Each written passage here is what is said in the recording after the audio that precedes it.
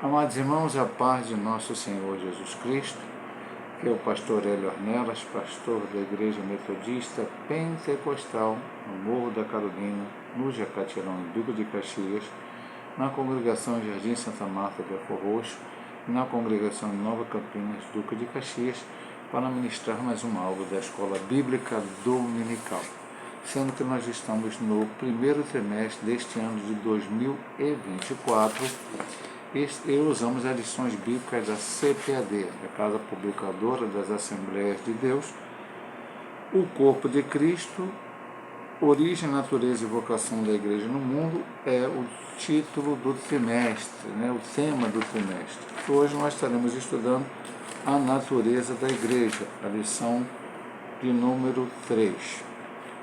O texto áureo vem nos dizer: porque assim como o corpo é um e tem muitos membros, e todos os membros, sendo muitos, são um só corpo, assim é Cristo também. 1 Coríntios 12, versículo 12. Verdade prática. Conhecendo a Igreja em sua natureza, nos conscientizamos da importância de fazer parte dela. E a leitura bíblica em classe se encontra em 1 Coríntios capítulo 12, do versos 12 ao 27. Porque assim como o corpo é um e tem muitos membros, e todos os membros, sendo muitos, são um só corpo, assim é Cristo também. Pois todos nós fomos batizados em um Espírito, formando um corpo, quer judeus, quer gregos, quer servos, quer livres, e todos temos bebido de um Espírito.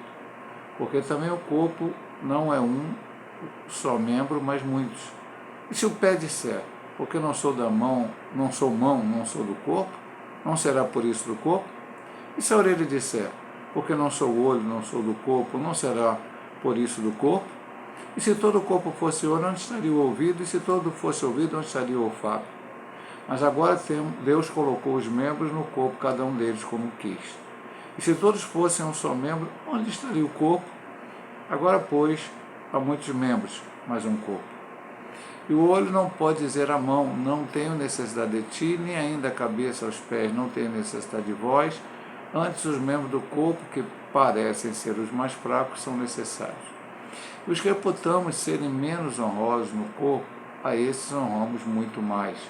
E aos que em nós são menos decorosos, damos muito mais honra. Porque os que em nós são mais honestos não têm necessidade disso, mas Deus assim formou o corpo, dando muito mais honra ao que tinha falta dela, para que não haja divisão no corpo, mas antes tenham os membros igual cuidado uns dos outros. De maneira que se um membro padece, todos os membros padecem com ele. E se um membro é honrado, todos os membros se regozijam com ele. Ora, vós sois o corpo de Cristo e seus membros em particular. Vamos aqui então à introdução dessa lição. O estudo sobre a natureza da Igreja deve analisar aquilo que ela é em essência. O que define uma igreja genuinamente cristã? Evidentemente que há muitas características que mostram que é uma verdadeira igreja. Contudo, para o nosso propósito aqui, trataremos apenas de algumas delas. Por isso, nessa lição, veremos que uma igreja genuinamente cristã é confessional, ou seja, ela se fundamenta na palavra de Deus, tem uma dimensão local e universal, ou seja, existe tanto na forma visível como invisível. Finalmente, a igreja genuinamente cristã é una, isto é, não é dividida, pois sem unidade não há igreja. Então, muita coisa profunda para estudar aqui. Lembrando que na lição passada, lição de número 2, nós estudamos imagens bíblicas da igreja e entre elas está também corpo de Cristo. Já estudamos a igreja como corpo de Cristo na lição passada, no segundo ponto da imagem que descreve função. Agora nós vamos ver mais detalhadamente essa situação. Então, a natureza da igreja na sua dimensão confessional, como ele explicou aqui na parte introdutória. Fundamentada na palavra. Uma igreja verdadeiramente bíblica é firmada na palavra de Deus. Nesse aspecto, primeiramente, temos Cristo como a palavra encarnada, a palavra viva. No princípio era a palavra ou o verbo, João primeiro, Logos, o verbo, a palavra. Jesus é a palavra que se humanizou, isto é, Deus feito homem. A igreja bíblica possui Jesus Cristo como seu fundamento, Efésios 2:20. A gente sempre fala que o nosso estudo é bíblico. Aqui estamos falando de uma igreja ser bíblica. Aqui estamos num estudo bíblico. E por que nós falamos isso? Porque às vezes alguém monta, isso aqui é a opinião do pastor José Gonçalves, opinião da CPAD, ou opinião do pastor Hélio Ornelas. Não, meu irmão, aqui nós estamos estudando a Bíblia e há diversos versículos dentro do estudo total. Existe a leitura bíblica semanal, que um texto para a segunda, outro para a terça, para a quarta. Cada um deles vai trazendo já situações que você pode ver que estão escritas na lição. Então vamos lá. 2:20 de Efésios, edificado sobre o fundamento dos apóstolos e dos profetas, de que Jesus Cristo é a principal pedra de esquina. Fundamento dos apóstolos e do profeta, a palavra de Deus. Então vamos continuar aqui. Uma igreja verdadeiramente bíblica é centrada em Jesus. Em segundo lugar, uma igreja bíblica é fundamentada nas Escrituras Sagradas, a palavra inspirada. Se não existe igreja verdadeira, se não existe igreja verdadeira sem Jesus, da mesma forma não há igreja verdadeira sem fundamentação bíblica. Mais uma vez nós vamos à palavra 2 Timóteo 3,15. É muito importante que os irmãos leiam os textos para que possa fundamentar o seu pensamento bíblico da lição. 2 Timóteo 3,15. Vamos aqui. E que desde a sua meninice sabe as sagradas letras que podem fazer-te sábio para a salvação pela fé que há em Cristo Jesus. Ele está falando de Timóteo, mas podemos ver isso também como uma palavra para a igreja. A heterodoxia, o desvio doutrinário e a apostasia vem pelo distanciamento e abandono da palavra de Deus. Ponto importantíssimo. Nós estamos vendo o que é a igreja. A natureza da igreja. O que é uma igreja, como diz na introdução, o que é uma igreja cristã verdadeira? É uma igreja, primeiro, que se apoia em Jesus, o Verbo encarnado, a palavra encarnada. Nosso fundamento é Cristo. Semana passada, na lição, estudamos, vimos que, na primeira lição, que algumas chamadas igrejas, e aí não estou nem falando de igreja evangélica, né? Ali falou muito da igreja católica romana na primeira lição, se fundamentam em uma pessoa, o Papa, sucessor de Pedro, uma série de coisas que não estão escritas, nada disso está escrito na Bíblia, porque o Senhor disse a Pedro que ele seria chamado Pedro, que o nome dele era Simão, passou a ser chamado Cefas, a qual significa fragmento de rocha, mas sobre a pedra firme, secular, a rocha eterna, que é o Senhor Jesus Cristo, é onde está firmada a igreja. Primeira situação. E se ela está firmada em Cristo, ela também está firmada na palavra de Deus, na palavra inspirada, ao qual chegou até nós. As Santas Escrituras. A igreja está fundamentada e tem que estar fundamentada na palavra. Alguém pode questionar, mas pastor Hélio, existem várias denominações, daqui a pouco nós vamos chegar no ponto lá da unidade, ele vai falar sobre denominação. Essas denominações têm pontos de vista diferentes em alguns aspectos doutrinários. Eu sempre falo para os irmãos, eu sou arminiano e alguns outros irmãos de outras denominações são calvinistas. A diferença é que nós cremos, basicamente, é que o arminiano crê que o crente salvo pode perder a salvação e o calvinista diz que os crentes já estão marcados para ser salvos, não poderão perder a salvação. Essa é a doutrina da salvação? Não, essa é a doutrina da segurança, não, é uma parte da doutrina da salvação chamada segurança da salvação. Eu tenho dito isso, disse na igreja, disse aqui no vídeo. Meus irmãos calvinistas, que eu respeito completamente, irão para o céu também, como não terá um céu separado para calvinista, para arminiano, porque Deus nem conhece esse tipo de palavra. O que nos une é o quê? que Cristo morreu na cruz, a nossa salvação é em Cristo Jesus, e nele confiamos para ser salvo. Tanto calvinista, arminiano ou qualquer outra diferença doutrinária. Porque alguém vai dizer, mas a palavra é a mesma, mas as pessoas... É uma interpretação diferente da palavra. Mas nas doutrinas fundamentais, o pensamento é um e o mesmo, depois nós vamos ver isso lá na frente. E aqui é que entra o X da questão, última palavra que ele falou. A heterodoxia, o desvio doutrinário e a apostasia vem pelo distanciamento e abandono da palavra de Deus. O que é heterodoxia? Oposição aos padrões, normas ou dogmas estabelecidos por um grupo. Existe uma doutrina bíblica básica, como eu acabei de falar, fundamental. Essa doutrina está baseada em Cristo e na Bíblia. Quando um grupo resolve se chamar cristão, mas as suas doutrinas, além de estarem, entre aspas, fundamentadas na Bíblia, dependem de outros livros, de outros escritores, de homens que pseudamente foram inspirados por Deus, mas a gente tem que entender, meu amado irmão, que esta Bíblia, esta palavra foi inspirada de Gênesis e Apocalipse. Que passar daqui, nenhum livro escrito por qualquer homem pode ele contrário a essa palavra. E baseado nesses tipos de situação, guardam sábado, enfim, uma série de outras coisas que são heterodoxas para com a palavra de Deus. Não tem nada a ver com aquilo que verdadeiramente é a doutrina bíblica. Por isso ele diz, heterodoxia, desvio doutrinário e apostasia. E aqui apostasia é quando você deixa a sua fé. Você passa a crer em outras coisas que não são a palavra de Deus, não são Jesus Cristo, não são a Trindade, e tudo isso tem acontecido. Então, a primeira coisa que você vai ver numa igreja, na natureza da igreja, como é verdadeiramente uma igreja cristã? Ela está fundamentada em Cristo e na sua palavra. A segunda coisa que o autor da lição nos traz aqui para nós é que ela é habitada pelo Espírito.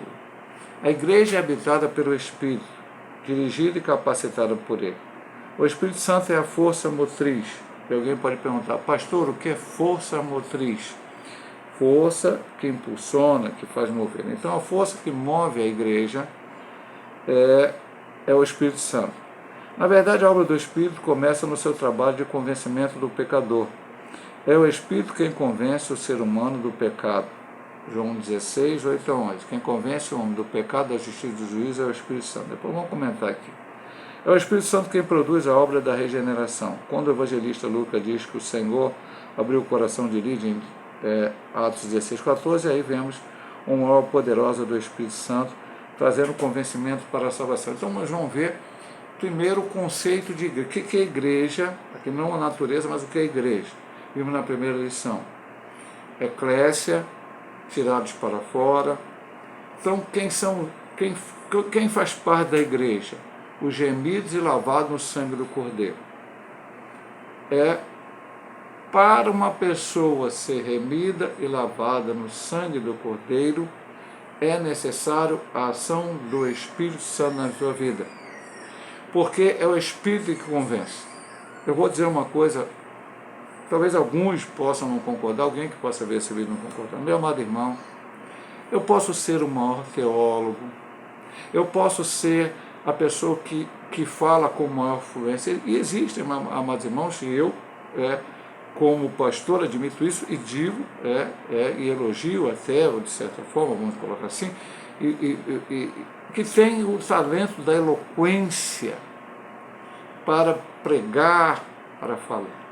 Mas não é o seu estudo teológico, não é, e não estou aqui menosprezando, eu sou formado em teologia e sempre estou estudando a Bíblia, procurando me aperfeiçoar cada vez na palavra. Frequento a escola bíblica dominical, sou professor, a sede é o pastor Paulo, que é o professor. Quando ele não pode estar agora, por exemplo, ele está enfermo, eu substituí ele 2 vezes. Nas congregações, quando eu estou lá, eu ministro a aula. Enfim, então Teodoro falou a teologia, mas não é o meu conhecimento teológico, que quando prego, não é uma eloquência que eu possa ter quando eu prego, que vai fazer alguém que ainda não faz parte da igreja se converter e entrar na igreja. É o Espírito Santo. Porque o irmão com grande conhecimento teológico, um irmão muito eloquente, vai pregar, o Espírito Santo vai usar aquelas palavras, vai tocar lá no fundo do pecador, ele vai ser regenerado, como diz aqui, como Lucas falou a respeito de Lídia. E quem estava falando para Lídia? Paulo e seus companheiros de viagem missionária. Mas quem convenceu ela? E Paulo era talvez um dos maiores teólogos que já ouviu nessa terra, escreveu metade do Novo Testamento. Então veja bem, amado irmão, mas foi o Espírito Santo que modificou a vida de Lídia e fez uma nova criatura, como foi o Espírito Santo que fez isso na vida de Paulo, na vida de Pedro, na vida de João, na vida de Tiago, na vida de qualquer outro homem, naqueles 3.000 que foram os primeiros que aceitaram a Cristo após o dia do batismo com o Espírito Santo, da descida do Espírito Santo, quando Pedro pregou a primeira mensagem. É o Espírito Santo que convence. Então, a igreja é habitada pelo Espírito, porque quem prega tem que ter o Espírito para que possa pregar na direção do Espírito, cantar na direção do Espírito, tocar na direção do Espírito, evangelizar na direção do Espírito. Tudo que nós temos que fazer é na direção do Espírito, para que almas possam se converter a Cristo. É Ele que convence do pecado, da justiça e do juízo, e Ele que regenera a vida do homem, como as nossas vidas foram regeneradas um dia, cada um com a sua experiência de vida, cada um com o seu momento em que reconheceu que Cristo é o seu Salvador. Alguns simplesmente entraram na igreja e na primeira vez que ouviram a palavra, o Espírito tocou neles, outros foram à igreja ou diversas igrejas e resistiram até que um dia o Espírito falou com eles e aí aceitaram a Cristo como Salvador e fazem parte hoje da igreja. Então, a igreja habitada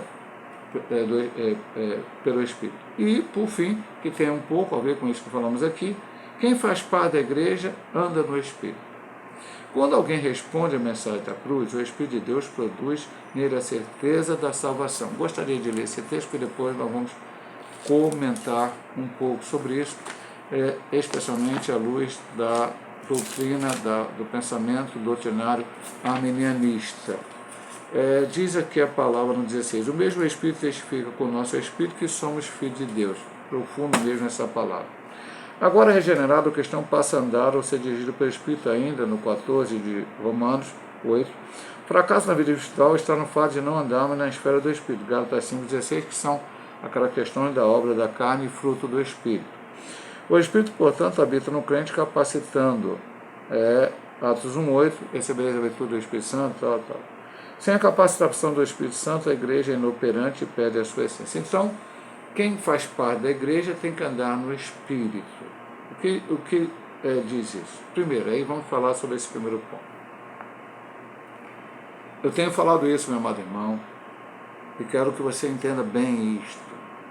Nós somos pentecostais. Eu sou um pentecostal, creio no batismo com o Espírito Santo, creio nos dons espirituais, creio em tudo isso.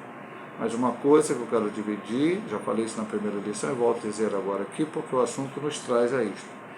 Todas as pessoas que aceitam a Jesus, todas elas, que foram, o Espírito convenceu do pecado, da justiça e do juízo, recebem o Espírito Santo. Pastor, mas por que eu preciso buscar o batismo com o Espírito Santo se eu já o tenho?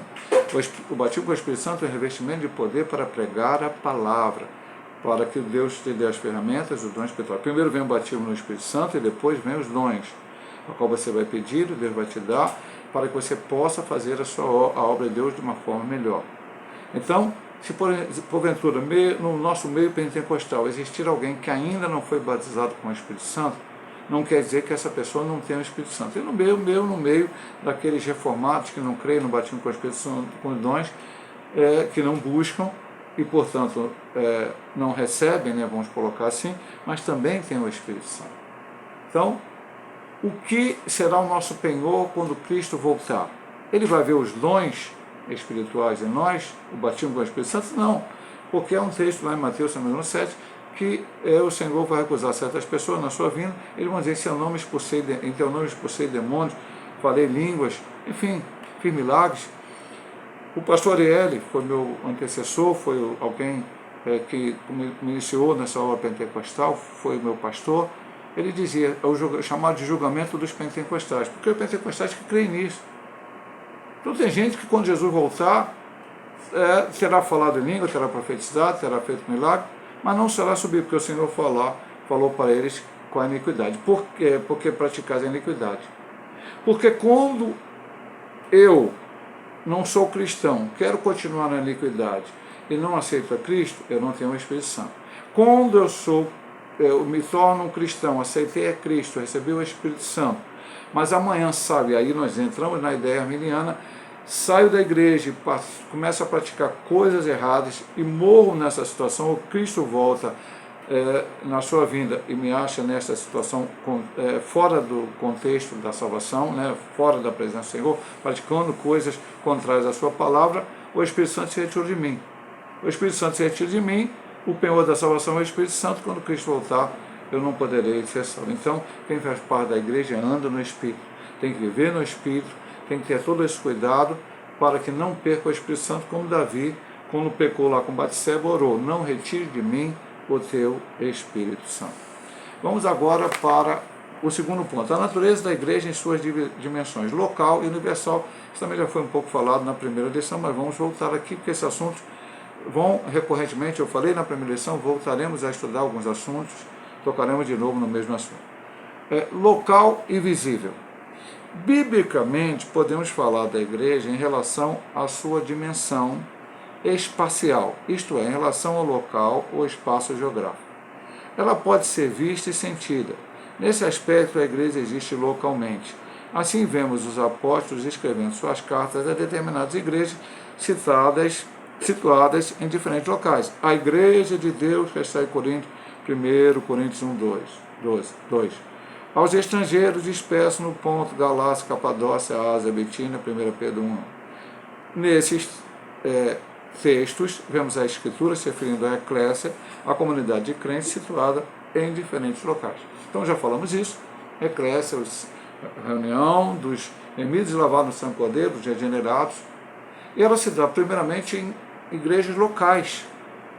Daqui a pouco ele vai dizer aqui, não necessariamente que naquela cidade, a minha denominação, depois nós vamos falar, é a única igreja local. Não, existem várias igrejas locais, às vezes na mesma rua, no mesmo bairro, de denominações diferentes. Aí ele vai tocar nisso aqui também lá na frente. Então, a igreja local são o conjunto daqueles que aceitaram a Cristo, tiveram as suas vidas transformadas e se reúnem num templo, num local de adoração, para adorarem ao Senhor, para servirem ao Senhor. E não serve só ao Senhor, nós vimos isso só naquele local de adoração. Aquele é um lugar para fazer reuniões, cultos e tal, como a igreja primitiva também fazia nas casas, e depois de algum momento ela passou a fazer em templos e salão de culto.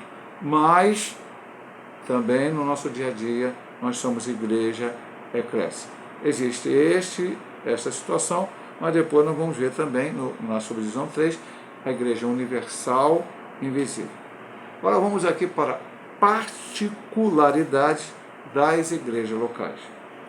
Pelo teor das cartas neotestamentárias, observamos que essas igrejas locais possuíam suas particularidades. Os problemas encontrados em uma não eram necessariamente os mesmos da outra. De igual modo, as virtudes, por outro lado, embora estivessem todas sob a direção apostólica, observamos que eram autônomas. Desculpa que eu falei a frase aqui e saiu errado. Os problemas encontrados em uma não eram necessariamente os mesmos da outra, de igual modo as virtudes. Agora, a frase correta. Por outro lado, embora estivessem todas sob a supervisão apostólica, observamos que eram autônomas uma em relação às outras.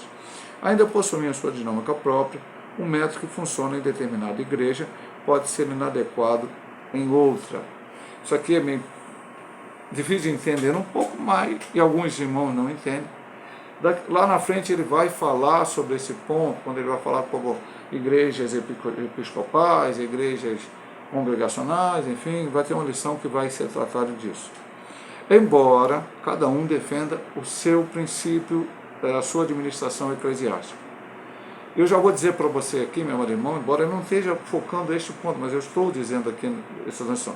A Igreja Metodista Pentecostal tem a sua administração eclesiástica formada de uma forma, onde ela tem a igreja local, com o seu pastor, os presbíteros, que formam o presbitério local, e o pastor, ou pastores, presbíteros, diáconos, diaconisas e os oficiais da igreja, que são diretores da sociedade de mulheres, de homens, de jovens, de juvenis, de criança, superintendente da escola bíblica, sede congregações, que formam um conselho local que se reúne mensalmente para fazer a administração da parte material da igreja. Vamos comprar isso, vamos comprar aquilo, né? É uma forma representativa. E uma vez por ano, fizemos agora no dia 31 de dezembro, fazemos uma assembleia com todos os membros da igreja. Nessa assembleia são prestadas contas de tudo o que foi comprado, gasto, não só pelo conselho, né, vamos dizer assim, o dízimos, a oferta, mas também as sociedades, onde foi gasto o dinheiro, dali é dado o seu relatório. Arrecadado e gasto, né? E também relatórios de outros trabalhos, o relatório pastoral, enfim. E ali é uma votação. E nessa votação, quando se elegem as pessoas que vão ter os seus cargos, o membro da igreja está ali de uma forma representativa, escolhendo as pessoas que vão administrar a igreja. Então, assim a metodologia pentecostal. A igreja presbiteriana, existe um presbitério, é uma maneira diferente. A Assembleia de Deus é uma igreja congregacional. Então, existe um pastor, fundou uma Assembleia de Deus, basicamente é isso, eu nunca fui da Assembleia, estou falando pelo nosso conhecimento por fora. Funda aquela igreja, esse pastor faz parte de uma convenção de pastores, não é convenção de igreja, mas de pastores.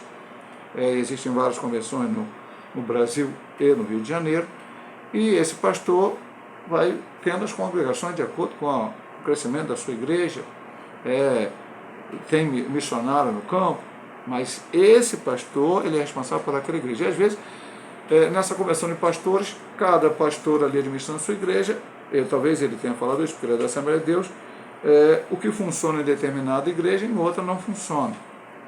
E aí nós estamos falando de forma doutrinária, nós estamos falando de forma administrativa, ok? Também nós estamos falando de costumes. Normalmente a denominação ela tem uma ideia de costumes, né? Igual mais ou menos para todos. E a Igreja Batista já tem uma outra maneira, também congregacional, mas é uma outra maneira de administrar. Não há problema nenhum.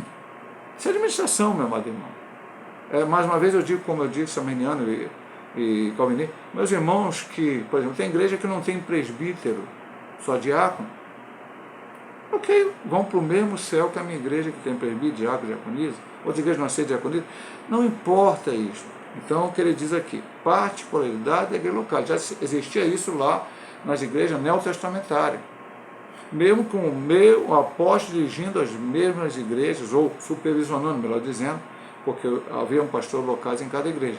Mas é só você ler as cartas, eu mando Coríntios, você vai ver que é uma diferenciação dos problemas e das virtudes em cada igreja, como ele disse aqui. Vamos para o último ponto dessa subdivisão 2, da divisão 2, a última subdivisão, universal e invisível. Assim como a igreja existe em uma dimensão local, existe também uma dimensão universal. Somos conscientes da existência da igreja local, pois dela fazemos parte. Contudo, nem sempre é fácil se dar conta do aspecto universal da igreja, porque nesse sentido a igreja não está limitada ao espaço geográfico ou físico. Assim, a igreja universal e invisível é formada por todos os cristãos regenerados que estão em todos os lugares e por aqueles que já estão também na glória. Hebreus 12, 23, que é a igreja dos primogênitos e tal, é aquela parte onde ele fala lá daqueles que já foram salvos, que já estão no céu. Nós vamos chegar lá ainda, não chegamos, mas vamos chegar lá ainda. Fazemos parte hoje da igreja, então a igreja não é só os que estão aqui na terra, mas também os que estão lá. Não se limitando somente à dimensão terrena, né? Agora, aqui que ele falou da denominação, veja bem, aqui é importante se diferenciar igreja de denominação. Numa cidade, por exemplo, pode haver várias denominações, contudo somente há uma igreja. A igreja é divina, as denominações são humanas. As denominações podem ser temporárias, a igreja não. As denominações podem desaparecer, mas a igreja é indestrutível, como Mateus 16, 18, quando Jesus revela a Pedro e aos apóstolos a igreja, esse mistério, como aprendemos na lição número 1. Convém dizer que nem todo grupo que se diz cristão pode ser visto como fazendo parte da igreja cristã. Há grupos que se autodenominam igrejas, contudo são sinagogas de Satanás, Apocalipse 3,9. Entretanto, o que fará com que uma igreja ou denominação seja cristã é sua fidelidade a Cristo e às Escrituras Sagradas. Esse último ponto nem vou voltar a comentar, porque eu comentei muito no ponto 1, mas vou comentar essa parte, principalmente da parte denominacional. Eu já disse isso, mas vou repetir. E gostei muito que ele falou nessa parte. Então vamos aqui, ó. Então, igreja universal é difícil. Igreja local eu entendo. A igreja local eu sei. Minha irmã é Cristo, aquele meu irmãozinho ali, aquele presbítero, aquele diácono, aquele irmão que está do meu lado, a igreja local. Aquele pastor, aquele irmão, aquele tocador de instrumentos, é a igreja local onde eu participo. Então eu entendo. E a igreja universal? Muitos crentes, ou a maioria absoluta, enfim, nunca vamos ver na vida. Você pode ver um pastor de uma outra denominação vir aqui, um irmão de outro estado que você não vai vir aqui pregar na sua igreja ou visitar a sua igreja, um conferencista internacional vir aqui pregar numa denominação e você vai conhecer outros irmãos para dar um estudo, enfim, pode acontecer tudo isso. Então você vai conhecer parte desta igreja que não está aqui junto com a tua igreja local. Esses também fazem parte, como nós, todos a igreja local, da igreja universal, que é invisível. Ela só será visível, entre aspas, quando nós chegarmos no céu. Aí vão estar todos os crentes de todas as épocas, de todos os tempos, de todas as denominações juntos para louvar e adorar o Senhor. Então ele disse, isso aqui temos que diferenciar que não é denominação. Ele disse, numa cidade, por exemplo, pode haver várias denominações. Eu disse aqui, até numa rua. Na mesma rua pode ter 2 ou 3 igrejas. Tem ruas grandes aí, avenidas, que tem 2, 3, 4, 5 igrejas de denominações diferentes. Ok? Mas a igreja naquela cidade é uma só. Todos os membros de Cristo que estão ali em cada denominação servindo ao Senhor. Depois ele diz, a igreja divina, as denominações são humanas. Deus permitiu, mais uma vez, vontade permissiva de Deus. Deus queria todo mundo junto, mas existe essa diferença denominacionais. As denominações são temporárias, a igreja não, porque quando Jesus voltar, a denominação acaba, a igreja permanece. A denominação pode desaparecer, mas a igreja é indestrutível. Contra a denominação já encerraram, começaram um dia e encerraram. Mas a igreja não, ela continua. Ela continua. Ela é indestrutível, como está em Mateus lá. Então, e por final, eu não vou comentar, porque eu já comentei lá, nem todo mundo que se diz cristão Apocalipse, João fala que havia pessoas ali, ele escrevendo as igrejas, parece que a igreja não são sinagogas de Satanás, porque não estão fundamentadas na Bíblia e no Senhor Jesus Cristo. Vamos para o ponto 3. A igreja na sua dimensão comunitária, ou seja, ela local, aquela comunidade. Vamos ver algumas coisas importantes. A igreja é una. Isso significa que a igreja é indivisível. Na analogia onde compara a igreja ao corpo humano, Paulo deixa bem claro que uma igreja verdadeiramente cristã é unida, porque não pode haver divisão no corpo. Vamos lá. Acho que está até no texto, eu ia até abrir a Bíblia, mas está no texto aqui, 1 Coríntios 12, 12. Porque assim como o corpo é um, e tem muitos membros, e todos os membros, sendo muitos, são um só corpo, assim é Cristo também. Jesus disse que um reino dividido não subsistirá. Esse princípio se aplica à igreja também. O que o diabo não consegue contra a igreja, por meio da perseguição, ele consegue por intermédio da divisão. Devemos evitar a todo custo o partidarismo, as preferências e os exclusivismos, se quisermos preservar a unidade da igreja local. Eu vou entrar um pouco, eu até peço desculpa que eu vou beber um copinho d'água.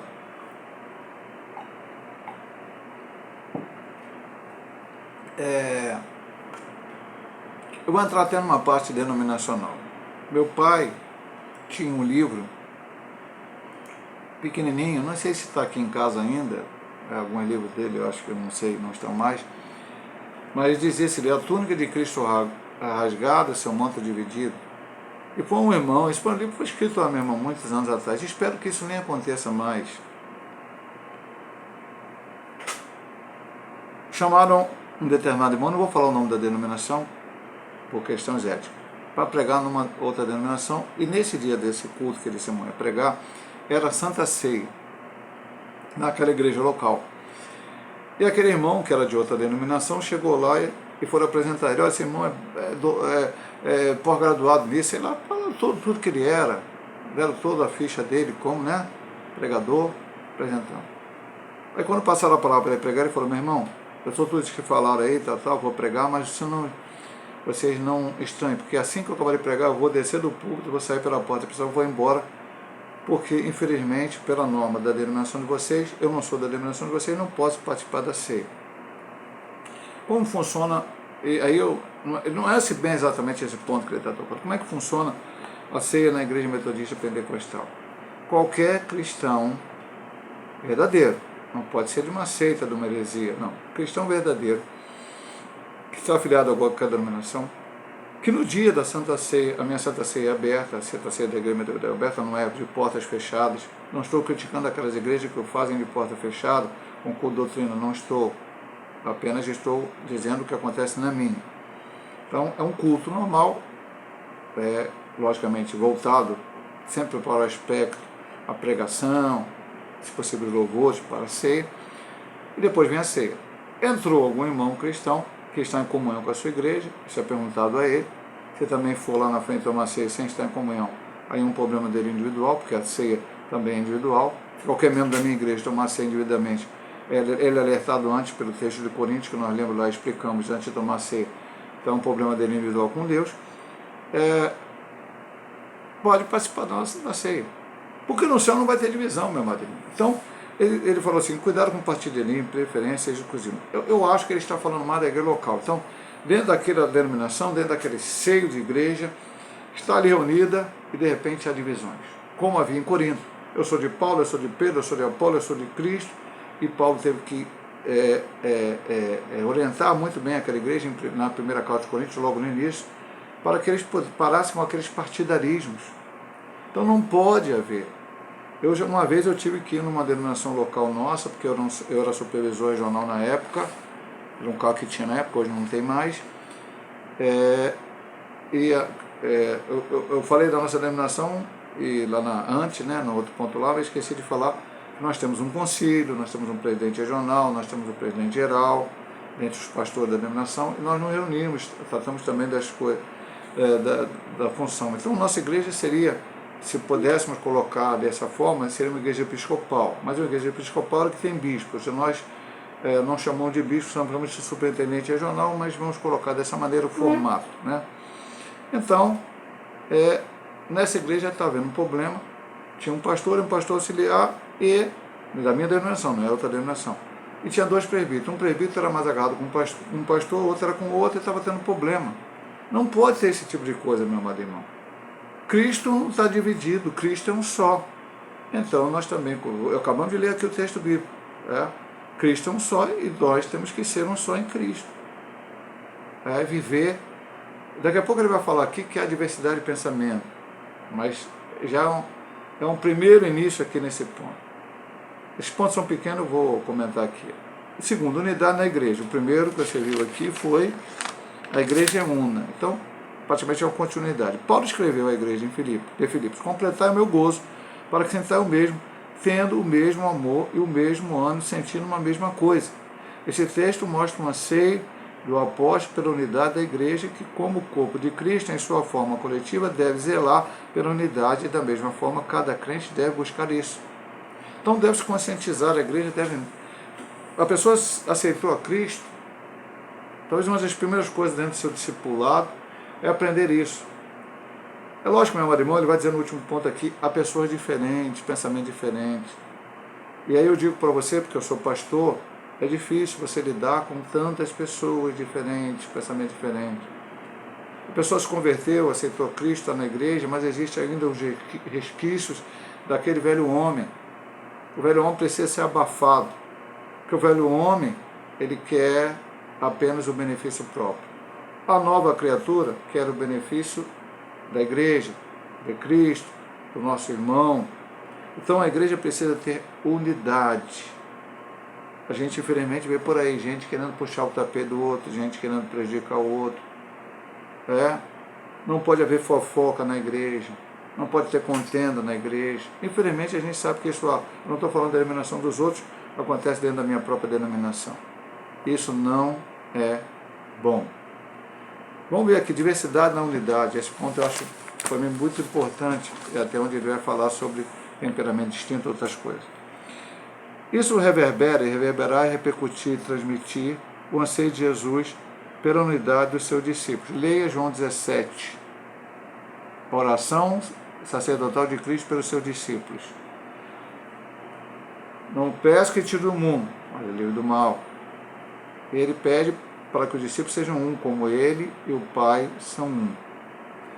Ali há o que os teólogos chamam de unidade de essência. Na Trindade, o Pai, o Filho e o Espírito Santo são pessoas diferentes com uma mesma essência, possuindo a mesma substância e um só propósito. Da mesma forma, os cristãos devem buscar esse tipo de unidade. Nesse aspecto, unidade não é uniformidade. Somos diferentes, diversos, temos temperamentos distintos e maneiras diferentes para fazer as coisas. Mas mesmo assim, somos um em Cristo Jesus para perseverar no mesmo alvo. Eu gostei até dessa parte, diferente para fazer a mesma coisa. E eu vejo isso até em Deus para resolver, eu já disse isso várias vezes na igreja. Às vezes, meu amado irmão, o teu problema é um, e aí eu não estou falando desse ponto específico da direção, estou falando de outra coisa, estou falando de Deus. Teu problema é um, e o do teu irmão é igualzinho ao teu. Na hora de Deus resolver, Deus resolve de uma maneira e o teu irmão do outro. E às vezes a gente não entende, mas Deus sabe por que ele está fazendo dessa maneira. E também na igreja pode acontecer isto. Então, o pastor está tratando pessoas de forma diferenciada. Não.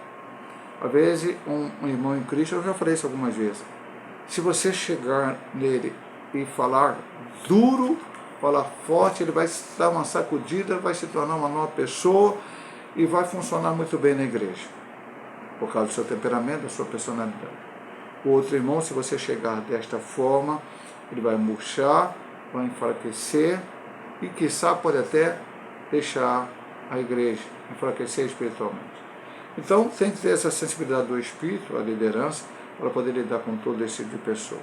E os irmãos em Cristo também tem que ter, porque aí o irmão em Cristo começa a olhar o outro irmão, ver o defeito do outro irmão, ver a dificuldade do outro irmão, ver as coisas, e nós devemos ver as coisas boas.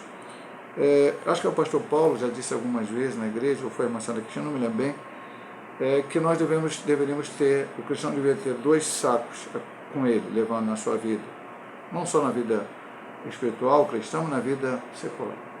Um saco que tenha fundo, que possa guardar coisas, e um saco que esteja furado, rasgado embaixo. As coisas ruins ele joga nesse saco furado, porque elas caem, vão embora, ficam para trás. E as boas ele joga no saco até fundo, que serão guardadas. Realmente a gente investe, a gente joga as coisas boas pelo saco furado, as ruins no saco que ele guarda, e a gente vai remoendo coisas, e isso é prejudicial. Então, volto a dizer aqui, olha o que ele diz no ponto, somos diferentes, diversos, tem temperamentos distintos, maneiras diferentes para fazer as coisas, mas mesmo assim somos um em Cristo para se perseverar no mesmo alvo. Vamos à conclusão dessa lição. Acho muito boa essa lição, achei bastante, todas elas são boas, né? Mas achei bastante porque é uma coisa que fala, quando se fala só assim da teologia, entre aspas, da teoria, é um pouco mais complicado às vezes dos irmãos entenderem, mas quando se fala do relacionamento, do dia a dia, a gente consegue entender as coisas de uma forma melhor. Chegamos ao final de mais uma lição bíblica, a qual aborda a natureza da igreja. Vimos que não é possível nos referirmos a uma igreja como sendo cristã se determinadas marcas ou características não estão presentes nela. Destacamos aqui que a igreja local deve estar fundamentada na palavra e habitada pelo Espírito Santo. A igreja também existe tanto local como universalmente. Não está limitada nem pelo tempo, nem pelo espaço, mas existe para a eternidade. Então, é o resumo do que estudamos aqui. Característica da igreja, que tem que ter a igreja verdadeira, a igreja cristã, e aí nós estamos falando de denominação, estamos falando de igrejas locais, de todas as denominações. Está fundamentada em Cristo, na palavra de Deus, e ser cheia do Espírito Santo. 3 características que precisam estar sobre a igreja de Cristo. Então, nem todo mundo que se diz igreja é igreja. Nós vamos ver a palavra do joio e do trigo, Jesus ensinou isso. Vamos ver a palavra, já não tanto nesse sentido, mas a do semeador, porque a coisa do mundo sufocaram pessoas que um dia foram à igreja e depois, problema da vida, enfim. Então nós vemos que há pessoas que estão na igreja e não estão na igreja. Hoje eu li no Facebook, alguém colocou uma palavra de Wesley. A pessoa pode ir na igreja 2 vezes por semana, pode cantar a palavra, falou uma série de coisas que todos nós cristãos fazemos. Agora tem uma coisa que todos nós precisamos fazer, é ser regenerado, é ter a nossa natureza mudada por Cristo. 2 Coríntios 5,17, a gente vive citando aqui, de vez em quando a gente prega na igreja. Se alguém está em Cristo, nova criatura é, as coisas velhas passaram, eis que tudo se fez novo.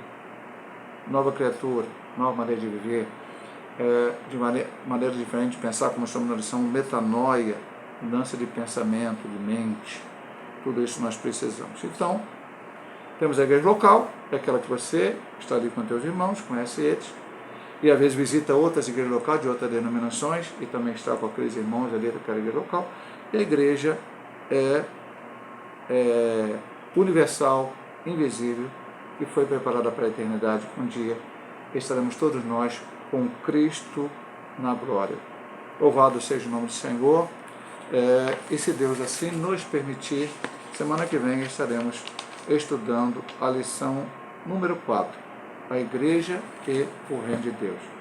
Que o Senhor Jesus Cristo possa estar abençoando nossos amados irmãos em Cristo.